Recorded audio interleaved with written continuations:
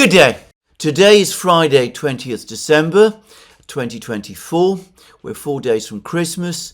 I'm afraid I am under considerable time pressure preparing things for my family in advance of Christmas, and I'm afraid this may impact on the length of this program, which of course some people, if the program is shorter than usual, might be grateful for. But anyway, let's go straight in, and I'm going to continue my discussion today of President Putin's speech, his comments at the press conference, the combined press conference and Q&A, which took place yesterday, because he's now, I think, basically made completely clear again his position on negotiations, on talks. He continues to adhere to the same line that both he and other Russian officials have set out. And I have to say straight away that it's becoming increasingly clear to me that Putin has not shifted an inch, that his position remains essentially the same one that it was back in June when he spoke to the Foreign Ministry Board, and that many of the discussions that are taking place in the West about freezes, ceasefires, deployment of peacekeeping forces to Ukraine, to the extent that these are being done are taking place in good faith, they serve as further classic examples of the point that Eve Smith made some time ago in Naked Capitalism, that the West spends all its time discussing peace plans and peace proposals and negotiating with itself. It isn't listening to what the other side, in this particular case, the Russians, are saying, so that by the time the peace plan, if such it is, if the negotiating position is put together, it has completely lost touch with reality and finds itself almost immediately rejected. Now, what do I mean about Putin setting out the position? Well, first of all, he has again come out and said in the strongest and clearest terms that as far as he is concerned, Zelensky is not a legitimate president of Ukraine.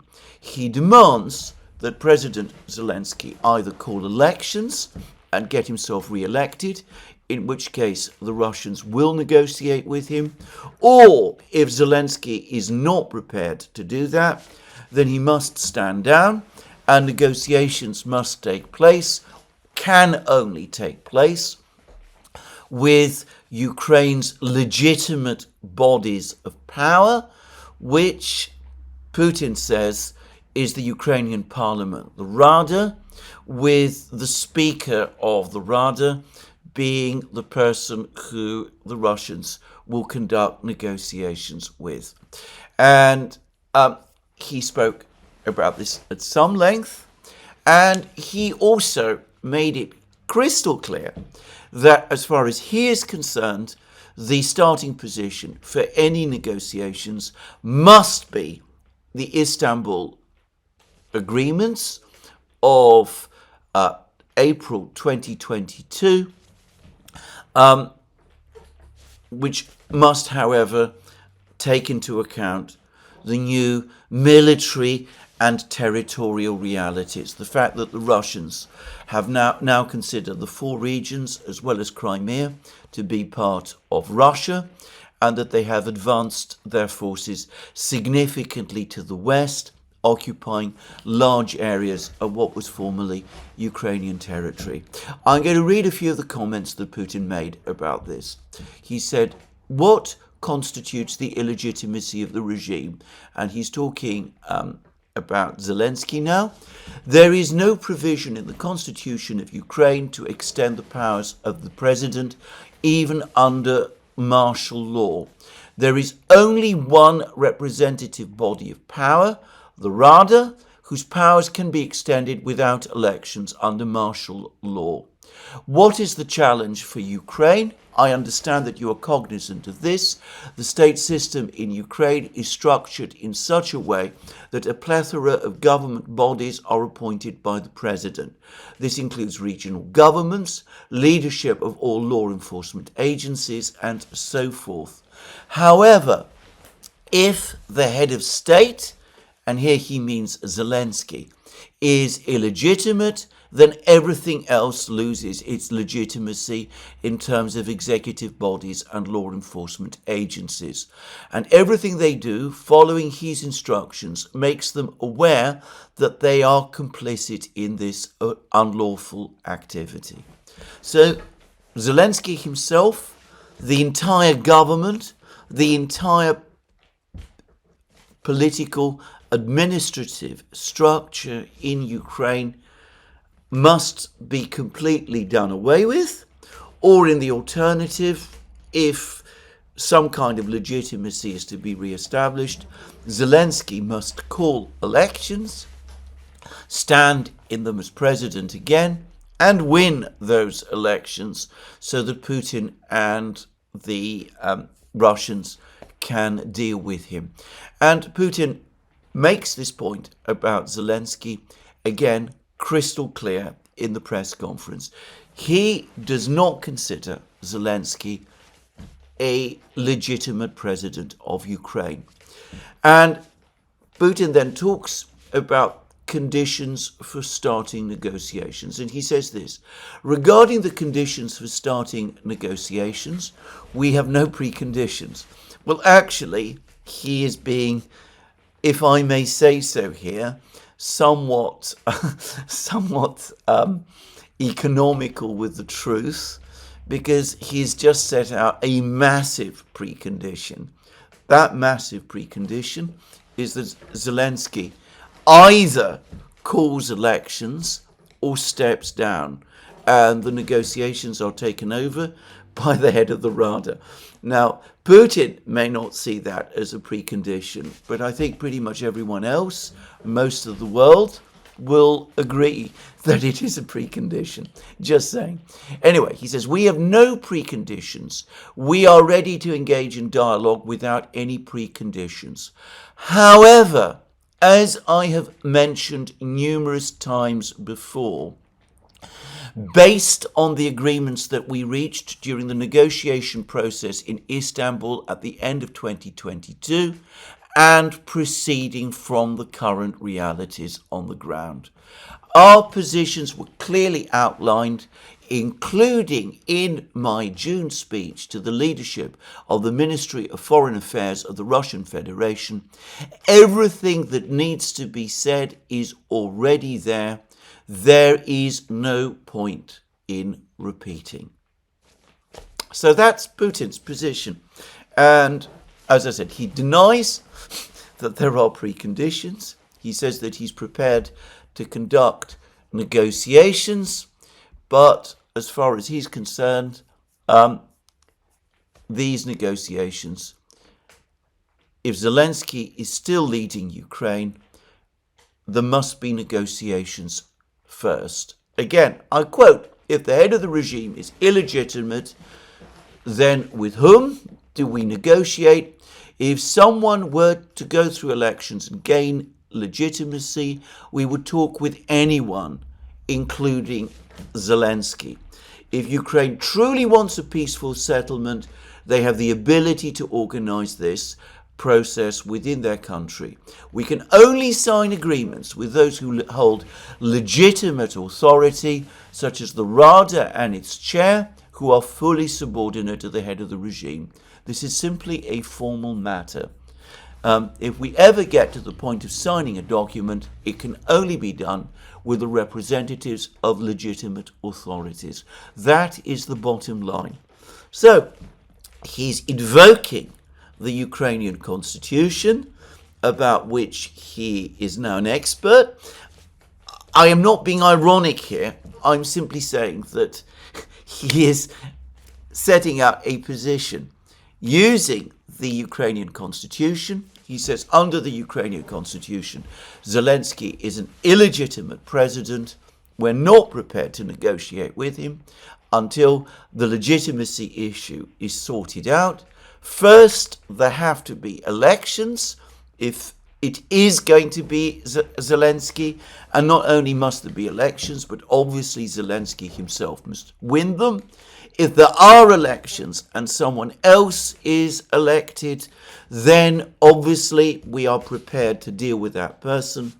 If there are not going to be elections, then Zelensky must stand aside and step down, and we can negotiate with somebody set up by the Ukrainian parliament under the supervision of the parliament itself and its speaker. And the position, the starting point for negotiations continues to be Istanbul plus new conditions, new positions, which reflect, as you put it, the current realities on the ground. And this brings us back, by the way, to the whole topic of the peacekeeping force. Now, we have never had complete publication by any party of the full text of the draft agreement that was reached in Istanbul. At least if there has been such a publication, I myself have never seen it. But there was a very detailed discussion by Ukrainian officials at the time of what was in the Istanbul agreement. They gave lengthy interviews to the Financial Times, which I read at the time.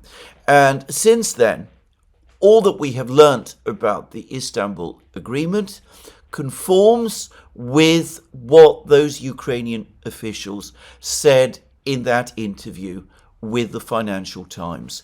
And that interview those interviews did provide us with a great deal of information. They said that Ukraine, as part of the Istanbul agreement, agreed to become a neutral state, that there would be changes in the Ukrainian constitution to reflect that fact, that the question, the possibility of Ukraine joining NATO was completely excluded, that Ukraine would seek security guarantees. We'll come to those in a moment. Those security guarantees would, however, not cover Crimea, which of course Ukraine would continue to claim, and would not cover Donbass, the Donetsk and Lugansk regions. And contrary to what many believe, my understanding is that there was no agreement in Istanbul that the Russians would pull back to the February 2022 front lines. Rather, the only agreement that was reached was that the security guarantees that Ukraine would seek would not cover the entire region of the two Donbass regions, including, and that would include places like Mariupol, which was at that time still not under Russian control, as well as Slavyansk, Kramatorsk, and all of those things. Implicit in this was an acceptance by Ukraine that it would pull out completely from the Donbass. And at least pull out its troops from the Donbass. It would not give up legal claims to the Donbass. But coming to the topic of the security guarantees, the Ukrainian officials who spoke to the Financial Times gave us a great deal of information about what they contained. Firstly, Russia itself would be one of the guarantor powers. As part of the guarantee, Ukraine would agree that it would not permit foreign troops or foreign bases to be located on its territory at any time without the consent of the guarantor powers, which of course also included Russia. So this provision was obviously insisted upon by the Russians specifically to exclude the deployment of Western military forces, even for training purposes, even to conduct joint exercises in Ukraine, and obviously the idea of foreign bases being established in Ukraine was categorically excluded as well. So, given that that was the provision in the Istanbul Agreement of April 2022, and Putin himself insists that that has to be the basis upon which the negotiation process takes place, as I have said numerous times before, talks must be based on the agreements that we reached during the negotiating process in Istanbul at the end of 2022. As I said, he's wrong about that. It was in April 2022, and proceeding from the current realities on the ground. So, given that that was the position, no foreign troops in Ukraine, that was set out in Istanbul in April 2022, and given that Putin is saying that Istanbul must be the basis of any future talks, I think we can say definitely that Putin and the Russians are not going to agree to deployment of NATO forces or Western forces in Ukraine, whether to police a ceasefire or anything else. Now, I understand that there continues to be a view in the West that these are maximalist demands that Putin set out in June 2024, and that over the process of a negotiation, he might start to pull back from them. Maybe that is true, but let me reiterate again, nothing that he has ever said suggests this, and beyond that, we see how far Putin's position, in fact, has hardened since Istanbul.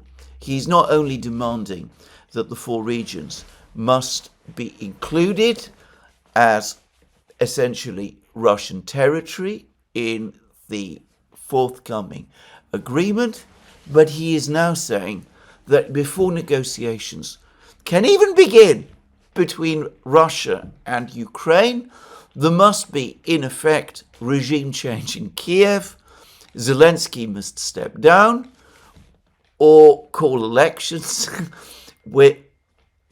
Until that happens, the only figure, the only person with whom the Russians are prepared to deal is the chair of the Rada. And Putin, of course, knows perfectly well that if Zelensky did call elections, all of the opinion polls today strongly suggest that he would lose them.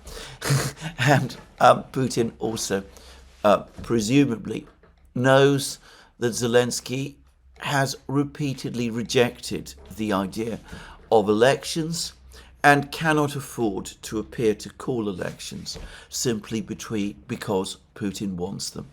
Now, I'm not saying that this is the final word on this question. I think that the Russians, if someone like Kellogg turns up in Moscow and makes proposals to them, will certainly listen to them. But I think we have to take seriously what they say. And on the question of a ceasefire, Putin has also spoken, and he has made it clear again that he is not interested in this, that from Russia's perspective, this would be a terrible mistake. Is it possible for us to stop military actions now? Do you understand what is going on? I have already spoken about this. What is happening is that there is a depletion of the Ukrainian armed forces military equipment ammunition, and most importantly, personnel. What do we actually see on the battlefield?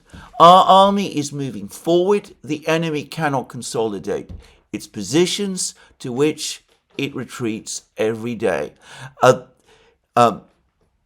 The enemy is retreating in an organized manner, but he cannot consolidate. We will advance tomorrow, and so on and so forth.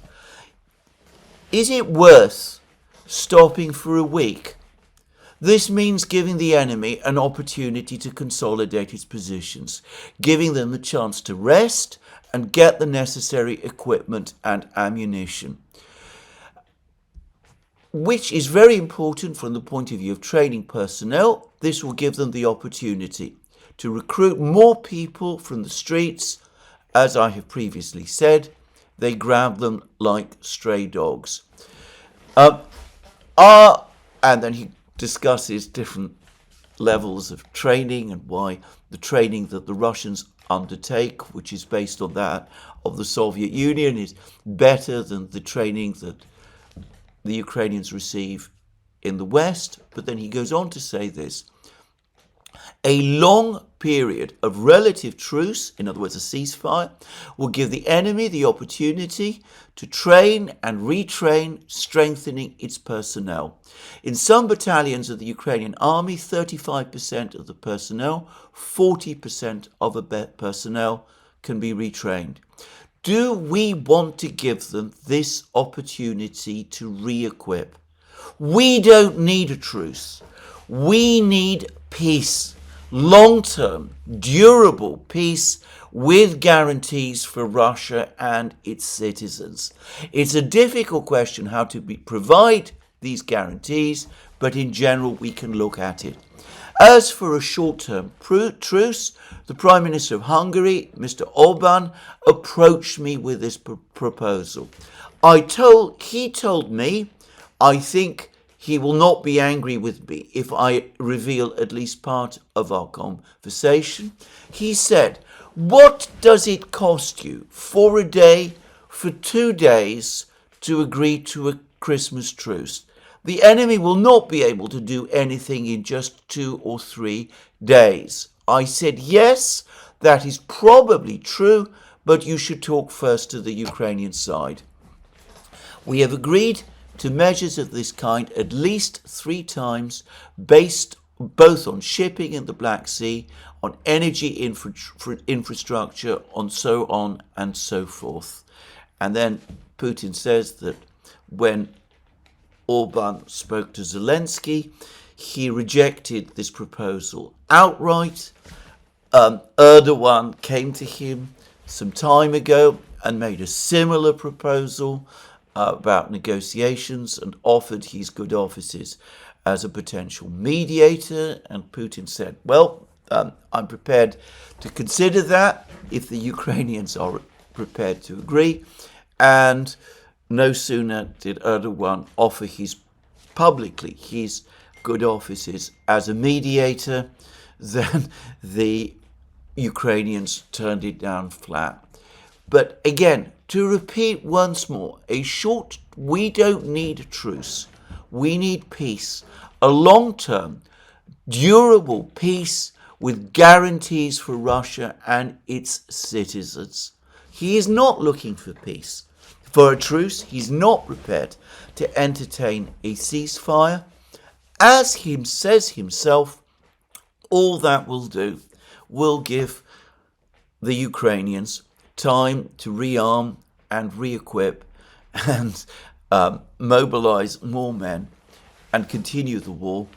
And in other parts of his press conference, Putin has spoken at great length about how the Ukrainians spun things along during the Minsk agreement, and it was a mistake, his mistake, and he admits this, his mistake to let them do this, and that his big mistake was not starting the special military operation, but delaying until February 2022 before doing so, by which time, of course, the Ukrainians had rearmed and re-equip themselves. He should have started the special military operation much sooner, and Russia should have worked far more systematically to building up its forces precisely in order to start that special military operation sooner, rather than when it began. Now, this is Putin. This is Putin saying all of these things, and he is the president of Russia. He is the ultimate decision maker in Russia. Now, I know that there is a view which has been expressed. It's been expressed to me in private, but I've seen it also discussed in public, that in fact it would be the Russians who would benefit more from a prolonged ceasefire than the Ukrainians. After all, they're a far bigger country. They have a far more highly developed economy. They have now established very, very powerful armed forces. Ukraine would never be able to recover to the extent that the Russians could. A long ceasefire would play to Russia's advantage rather than to Ukraine's. Well, maybe, but Putin himself says otherwise. And he says this on the basis of his own past experience. The fact that he was led along through the negotiations in Minsk, the Minsk agreement. He criticizes himself for this, and he's making it absolutely clear that he's not going to be tricked and deceived in the same way all over again. So, again, I don't see any reason why we should think that Putin is going to reverse his position on this, given how strongly he appears to feel about these matters. And I don't get any sense that there is anyone in the Kremlin, in the Russian political leadership, anyone who matters. Maybe there are a few business people and oligarchs who want Putin to return to life as usual. But I don't get the sense that there is anybody that really matters in the Security Council, in the military, in the economic ministries, in the foreign ministry, anybody of importance who is pushing back on all of these things that Putin is saying and want him to change his stance. And of course, there are countries, other countries, there's the global south countries, there's the Indians and the Brazilians who a couple of months ago did seem to be pushing for a ceasefire. There's China, which has at various times hinted at that. And the Russians have had to take that into account, and they've had to discuss all of these things with these countries, and obviously what these countries think and say does matter to the Russians and does influence decision making in Moscow. But again, we come back to what Putin believes, what he thinks, what he is saying, setting out as his policies. He does not want a ceasefire. He wants a long, durable peace. A ceasefire, he believes, and he's the only person whose opinion on this matters, will benefit the Ukrainians and will disadvantage Russia. And he has again said it's a ceasefire that cannot happen while Zelensky remains president, and it must be based on Istanbul, no foreign troops, or at least no Western troops on Ukrainian territory, no bases there, and Ukraine must accept the loss of the 4 regions. So that's the Russian position. Again, let me reiterate, this is what the president of Russia is saying. It's there in his own words. You can read it all in the Kremlin readout. I think that President Trump, General Kellogg, Rick Grenell, Marco Rubio, all of these people in the United States need to take all of this very seriously. So do the European leaders as well. There's been much debate in Europe about putting together peacekeeping forces. Nobody seems to be listening to what the Russians are saying, to what Putin specifically is saying. It's because we haven't been listening to what Putin and the Russians have been saying that we've got ourselves into this crisis in the first place. The sooner that changes and the sooner we start paying attention to what the Russians say, the more likely it is that we're going to achieve peace. I am not saying that June 2024, the proposals that Putin, the conditions that Putin set out in his speech to the foreign ministry are absolutes, but they are Putin's current positions. He is invested in them. They have to be addressed as part of any serious discussion. Anyway, that's all I wanted to say about this. Now, over the last 24 hours, we have had very dramatic developments on the battlefronts in Ukraine. Firstly, the Russian Defense Ministry has now confirmed that there was indeed an attack using ATACMS and Storm Shadow missiles on Rostov. And they've given their own account of what happened.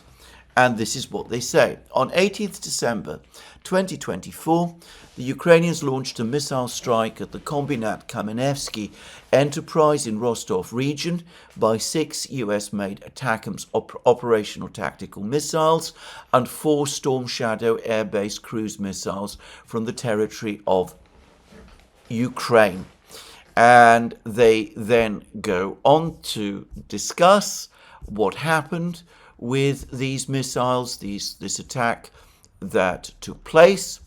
And they say that according to confirmed data, during the anti-air battle, S-400 SAM systems, Buk M3 SAM systems, and Panzer anti-aircraft systems shot down all the ATACMS missiles and 3 out of 4 of the Storm Shadows. 1 Storm Shadow was deflected away, presumably as a result of any electronic jamming. As a result of its fall, a technical object on the territory of the enterprise was damaged. These actions by the Kiev regime, supported by its Western curators, will not go unanswered. So, there was an attack on a facility in Rostov. Now, it's not clear to me what the Kombinat Kamensky enterprise actually does. It could be, as some are saying, a military-industrial complex of some kind, something that produces weapons for the Russian military, or it could have been connected with the Russian energy complex. But whatever it was, the attack, according to the Russian Defense Ministry, and there is no reason to doubt what they say, the attack was a complete failure. 7 out of 10, out of the 10 missiles that were launched, 9 were shot down, 1 was deflected from its path, and only incidental, inconsequential damage supposedly was caused. That's what they say. Again, if one wants to disagree, that's fine. That's something one is entitled to do. But that is what the Russian Defense Ministry are telling us happened. And then, just a few hours later, there was a massive Russian response, and the Russians are linking it specifically to the attack that took place on Rostov. And again, this is from the Russian Defense Ministry. This morning, in response to the actions of the Kiev regime, supported by Western countries, the armed forces of the Russian Federation delivered a group strike by long-range precision weaponry at a command post of the Security Service of Ukraine, the Luch Design Bureau, which develops and manufactures Neptune missile systems, and Olha multiple launch rocket systems, ground-based cruise missiles, as well as hit positions of a Patriot SAM system. The goals of the strike were achieved. All the targets have been engaged. Now, we haven't yet been provided with a detailed account of the damage that the Russian Defense Ministry claims that it inflicted on the Ukrainians. But the Russian Defense Ministry did provide some more information a short time later.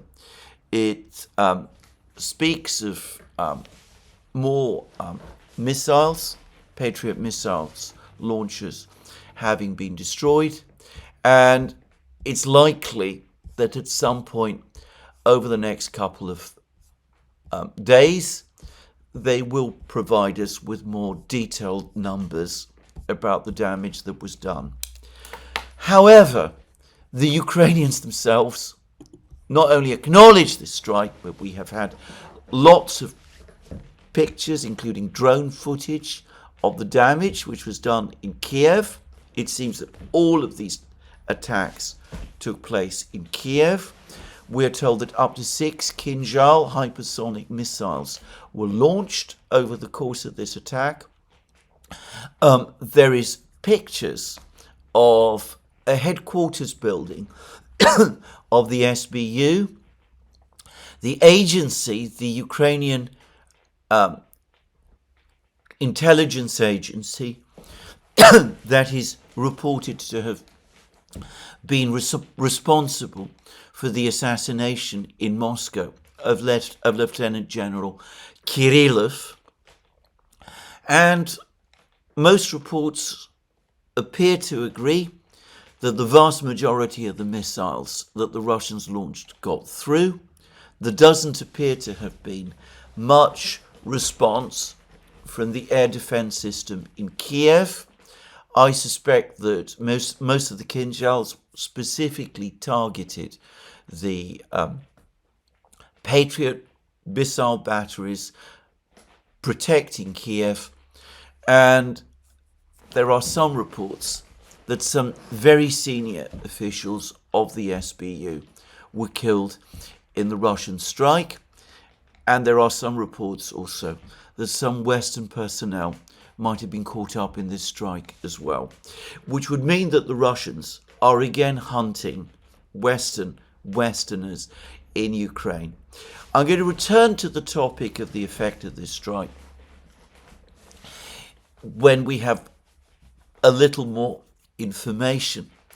But again, setting aside parallels, comparisons, points that people are making about the Russians not having launched strikes yet against Western targets, we could see, or targets in Europe, we could see again the massive imbalance between strikes carried out by Ukraine on Russian territory and strikes carried out by Russia against Ukraine.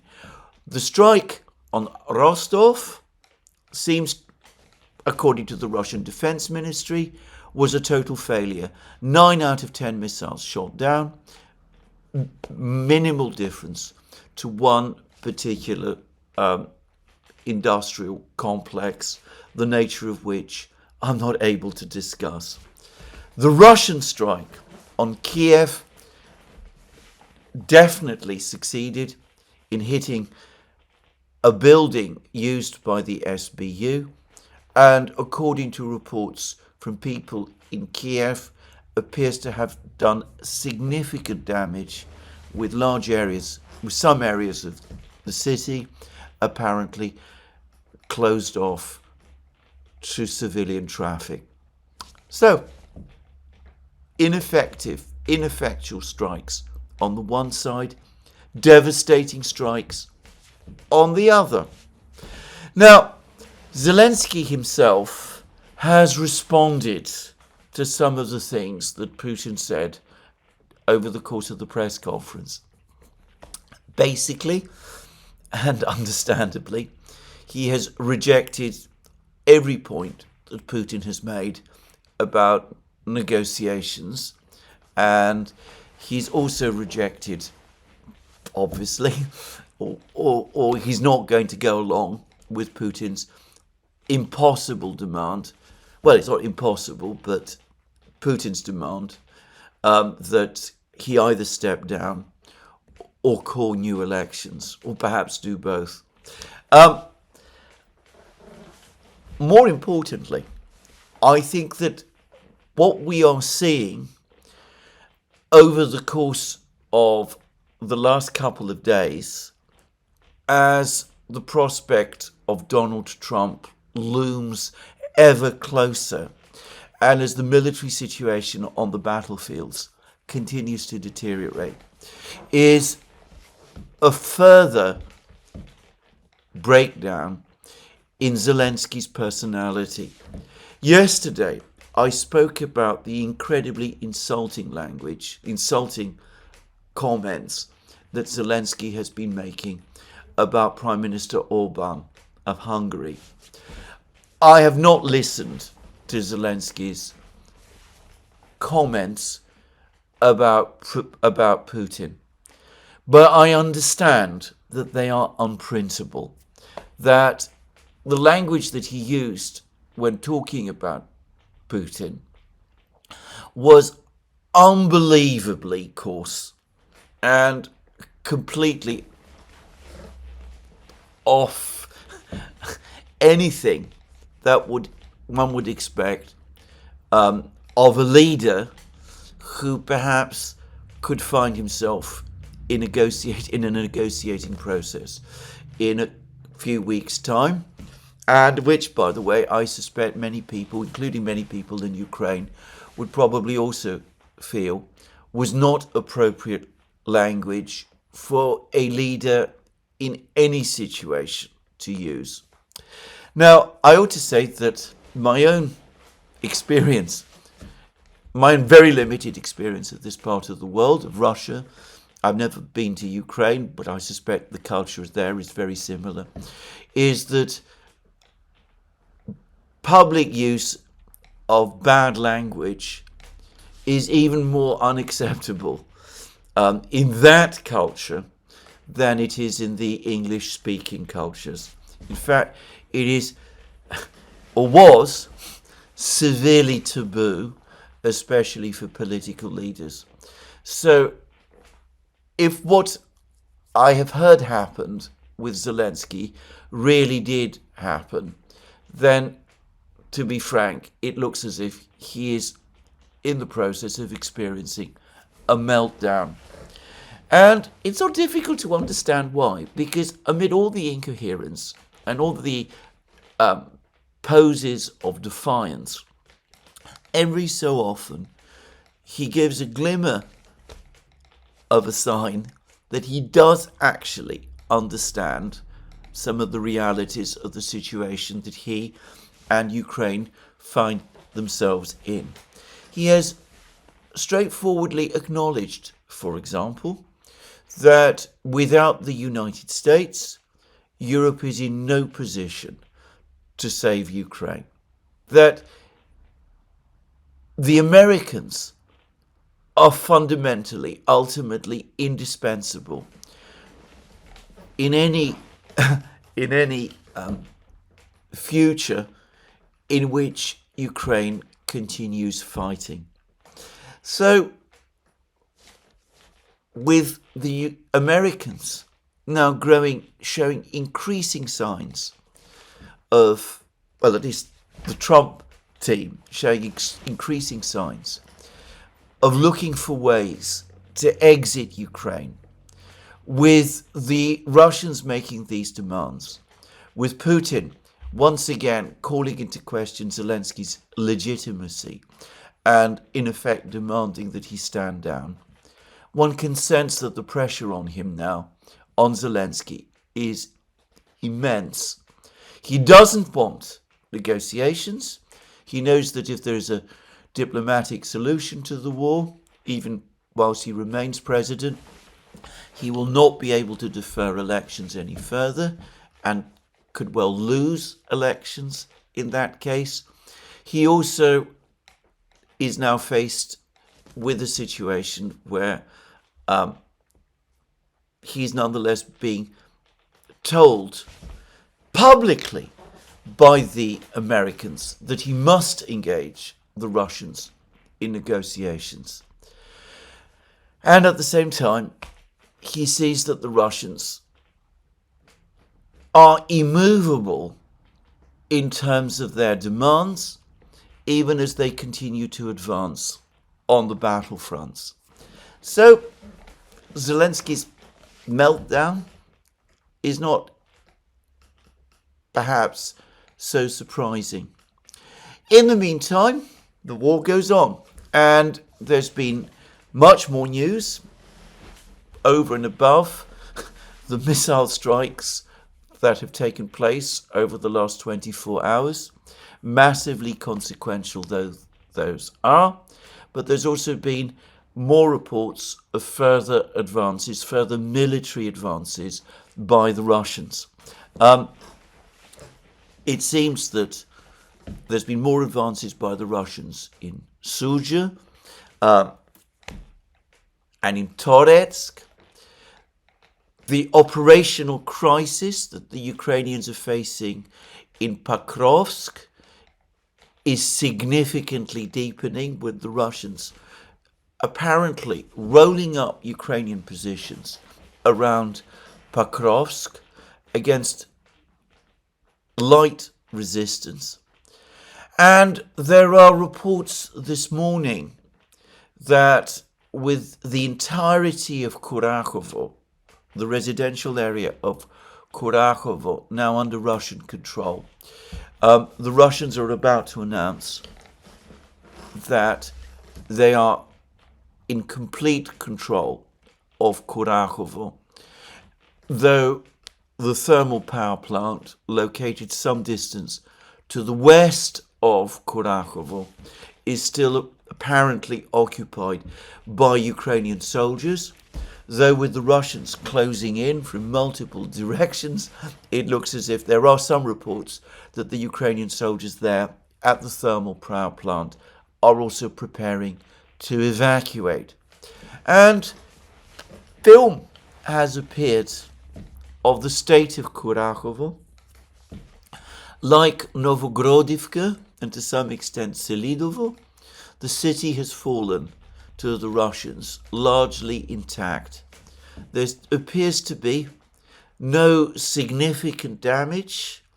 If you look at the drone footage, the city looks very quiet, but it looks essentially undamaged. Julian Röpke, the German correspondent of Bild Zeitung newspaper, he is furious about this. He is incredulous that Kurachovo should have fallen intact to the Russians in the way that it apparently has done. So what this tells us about the forthcoming battle for Pokrovsk remains to be seen, but the indications are that even though the Ukrainians continue to retreat in an organized way, as Putin says, even though they continue to put up resistance, as Putin also says, that resistance is diminishing, the Russians are advancing, and there seems to be very little that the Ukrainians can do to hold back the Russians. So anyway, that's what I wanted to say about the military situation. My own view is that in military terms, unless the Ukrainians are able to pull off some extraordinary feat, like capturing the Zaporozhye nuclear power plant, for example. Unless they do that, we are now approaching the end game.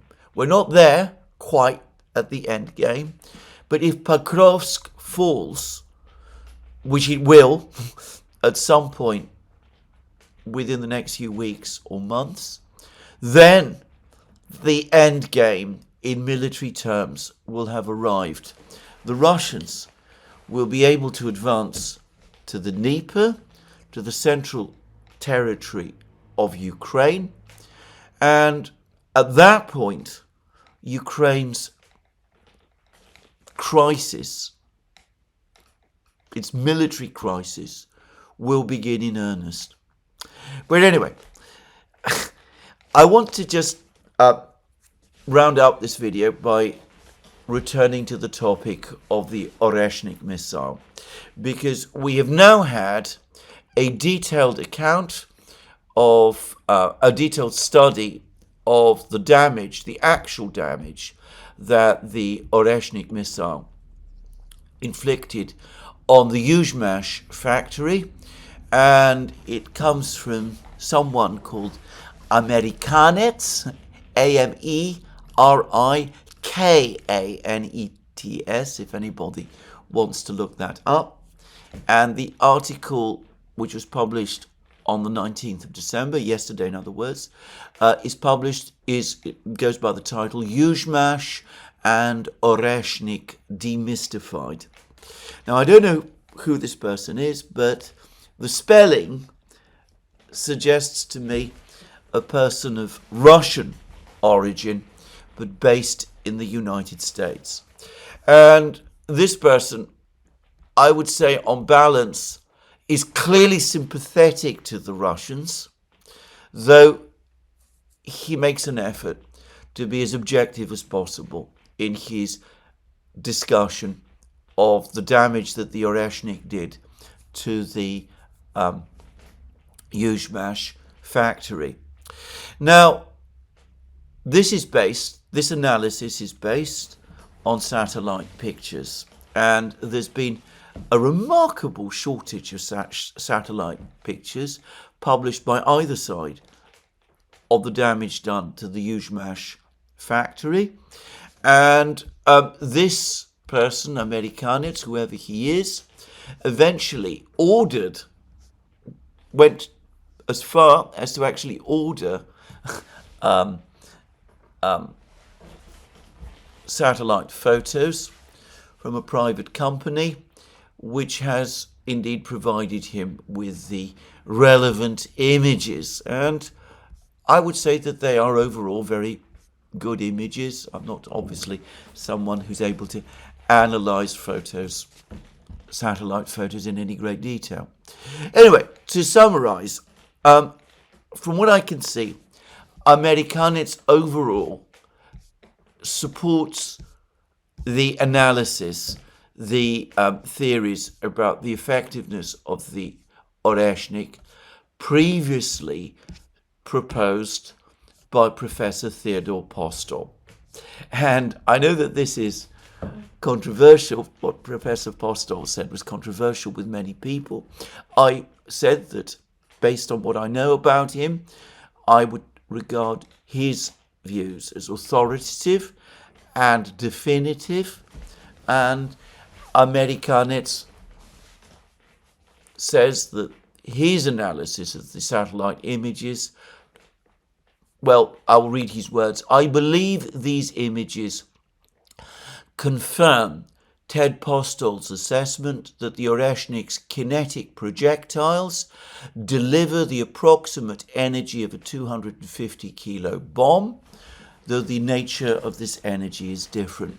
The projectiles are moving so quickly that they punch a hole through most anything until they hit the ground. When we see severe enough roof failure to get a good look at the damage, we see an impact crater 150 foot in diameter and a lot of dirt. This implies that the projectile is penetrating into or through the foundation of the building. So overall, he appears to take a similar view to that of Professor Postel. Now, he does make some, I think, entirely valid points about the Oresnik, which I think do need to be made, because I think a lot of people ran away with Professor Postel's assessment and came away with the view that Professor Postel was suggesting that the Oresnik was some kind of dud. It's not. And this is what Amerikanet says about this. There are three different ways to think about what the Oresnik is. One, and by the way, these are not mutually exclusive. They all essentially are different ways of understanding what the Russians have achieved with this weapon. One, it's a way to deliver a strategic bomber's worth of destruction without the strategic bomber. Two, it gives the Russians the capability to deal the damage of 36 250 kilo bombs to any target within several thousand miles in less than 20 minutes with no chance of interception. Three, it can deliver the damage of a few dozen Iskanders with a single missile and do it from 10 times as far away. This is a devastating weapon. And bear in mind that we are only talking about a weapon which up to now is using kinetic, solid warheads. Professor Postel, as I remember, in his discussion with Daniel Davis, did accept the possibility that it would be possible to load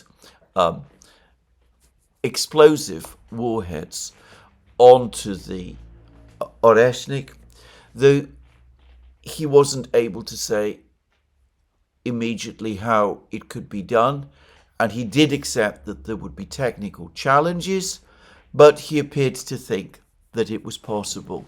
And I would say that Putin himself has said in press conference, over the course of a press conference, that yes, indeed, the Oresnik is capable of operating with different types of warhead, though the nature of the warhead will affect the range. A heavier warhead will reduce the range. So let's just stay with the Oresnik that we have, the one that was demonstrated in the strike against the Yuzhmash factory. Certainly, this strike did do a significant amount of damage, and Amerikanet makes that very point.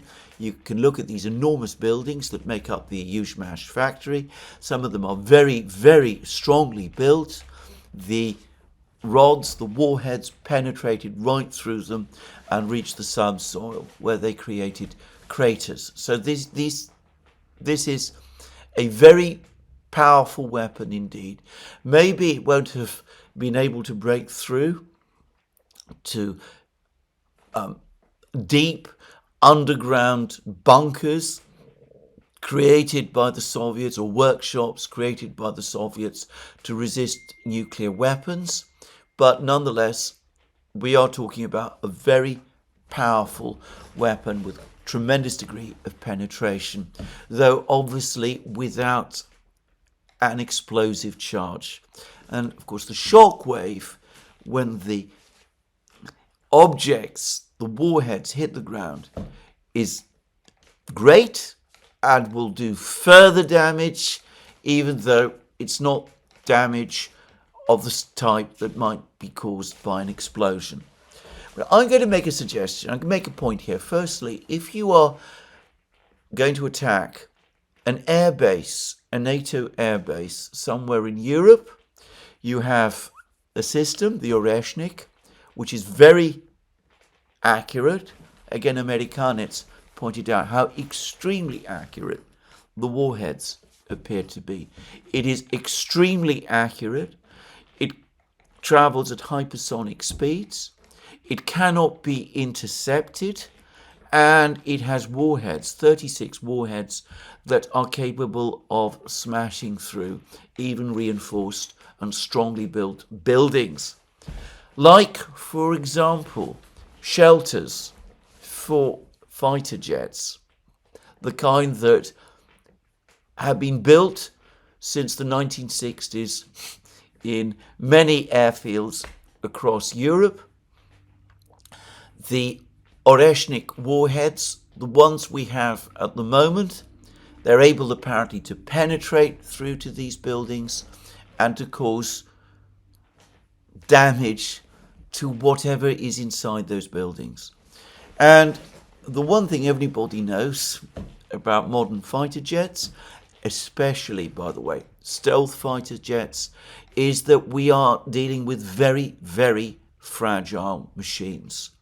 If something like an Oresnik warhead hits one of these shelters, then, based upon what Americanitz is saying, it seems to me that it will break through, smash through, and any aircraft inside that building, the fighter jet is going to suffer enormous amounts of damage and will probably be destroyed.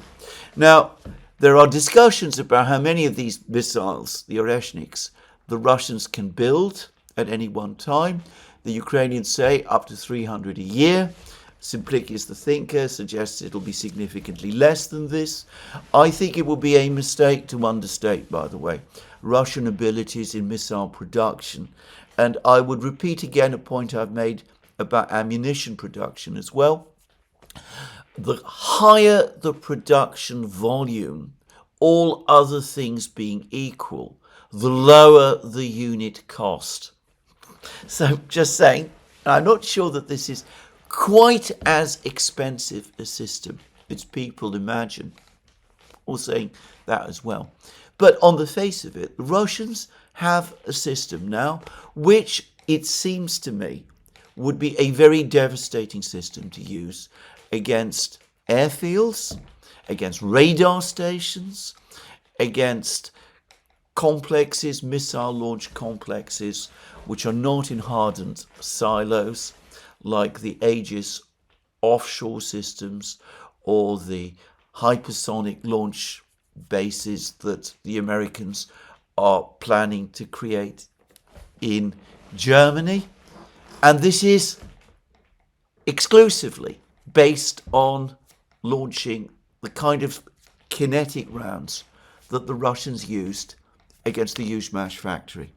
Now, a couple of weeks ago, when the Oresnik was first used, I had a very, very interesting report about it from a source who has access to information in Russia, and he spoke about warheads for the Oresnik using this new Hextol, this new explosive based similar to the Hextol, the German-Swiss explosive developed in the 1980s, which, as far as I know, has never gone into production in the West.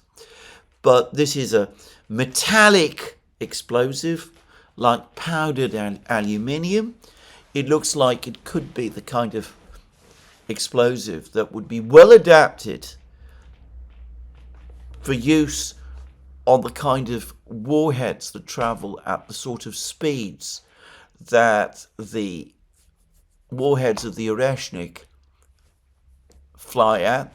Though, let me stress again, I'm not expert in this. I'm fully prepared to have people come back at me and persuade or argue otherwise. But anyway, this source told me that this new metallic explosive has twice the power of conventional explosive of the same weight. So maybe, and Putin did float the possibility that Oresnik missiles could operate with explosive warheads, maybe that is the alternative warhead that the Oresnik will carry. Most probably the Oresnik, like the Iskander, which I think perhaps can be seen as the Oresnik's smaller brother. Maybe the Oresnik, once it's perfected and has entered production, will be demonstrated, will be used with many different types of warheads, up to and including nuclear warheads, though Putin always speaks of it as an exclusively conventional weapon. So, this is a devastating weapon. Professor Postol has never argued otherwise, and Amerikanets, whoever he is in effect making the same point. Now,